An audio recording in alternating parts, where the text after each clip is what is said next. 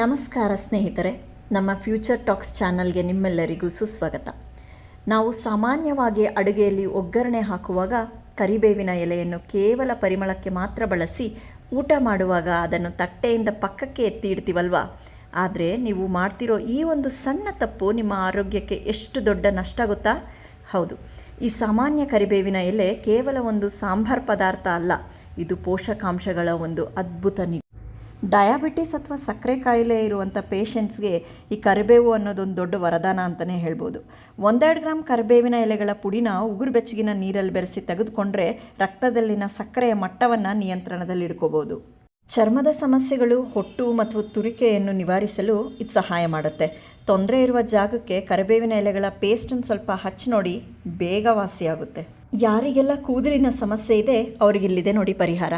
100 millilitre ಎಳ್ಳೆಣ್ಣೆಗೆ 25-30 ಜಜ್ಜಿದ ಕರಿಬೇವಿನ ಎಲೆಗಳನ್ನು ಹಾಕಿ ರಾತ್ರಿ ಇಡೀ ನೆನೆಯಲ್ಲಿ ಬಿಟ್ಬಿಡಿ. ಮರುದಿನ ಬೆಳಗ್ಗೆ ಅದನ್ನು ಬಿಸಿ ಮಾಡಿ ಸೋಸಿ ಒಂದು ಬಾಟ್ಲಲ್ಲಿ ಹಾಕಿ ಸ್ಟೋರ್ ಮಾಡಿಟ್ಕೊಳ್ಳಿ. ಯಾವಾಗ ಬೇಕಂದರೆ ಆವಾಗ ಬಳಸಿ.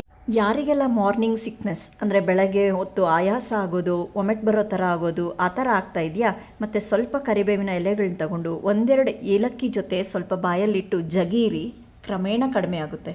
ಪ್ರತಿದಿನ ಖಾಲಿ ಹೊಟ್ಟೆಯಲ್ಲಿ ಕೆಲವು ಕರಿಬೇವಿನ ಎಲೆಗಳನ್ನ ಅಗಿತಾ ಬಂದರೆ ನಮ್ಮ ಜೀರ್ಣಶಕ್ತಿನೂ ಹೆಚ್ಚಾಗುತ್ತೆ, ಗ್ಯಾಸ್, ಮಲಬದ್ಧತೆಯಂತಹ ಸಮಸ್ಯೆಗಳು ನಿವಾರಣೆ ಆಗುತ್ತದೆ, ಹಾಗೂ ಇಂಟೆಸ್ಟೈನಲ್ಲಿರುವಂತಹ ವರ್ಮ್ಸ್ ಕೂಡ ಸತ್ತೋಗುತ್ತೆ. ಅಷ್ಟೇ ಅಲ್ಲ, ಇದರಲ್ಲಿ ವಿಟಮಿನ್ ಎ ತುಂಬ ಜಾಸ್ತಿ ಇರೋದ್ರಿಂದ ದಿನಾಲೂ ಇದರ ಬಳಕೆ ಮಾಡ್ತಾ ಇದ್ದರೆ ಕಣ್ಣಿನ ದೃಷ್ಟಿ ಚೆನ್ನಾಗಾಗುತ್ತೆ ಮತ್ತು ನೈಟ್ ಬ್ಲೈಂಡ್ನೆಸ್ ಬರಲ್ಲ, ಇರುಳು ಕುರುಡುತನವನ್ನು ತಡಿಬಹುದು.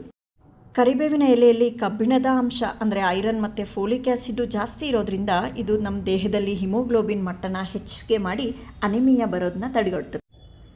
ಅಷ್ಟೇ ಅಲ್ಲ, ಇದರಲ್ಲಿ ಮಹಾನಿಂಬೆನ್ ಎಂಬ ಅಂಶ ಇರೋದ್ರಿಂದ ನಮ್ಮ ಬಾಡಿಯಲ್ಲಿರೋ ಬ್ಯಾಡ್ ಕೊಲೆಸ್ಟ್ರಾಲ್ನೆಲ್ಲ ಕರಗಿಸಿ ಮತ್ತು ನಮ್ಮ ತೂಕನ ಕರೆಕ್ಟಾಗಿ ನಿಯಂತ್ರಣದಲ್ಲಿಟ್ಕೊಳ್ಳೋಕೆ ಸಹಾಯ ಮಾಡುತ್ತೆ.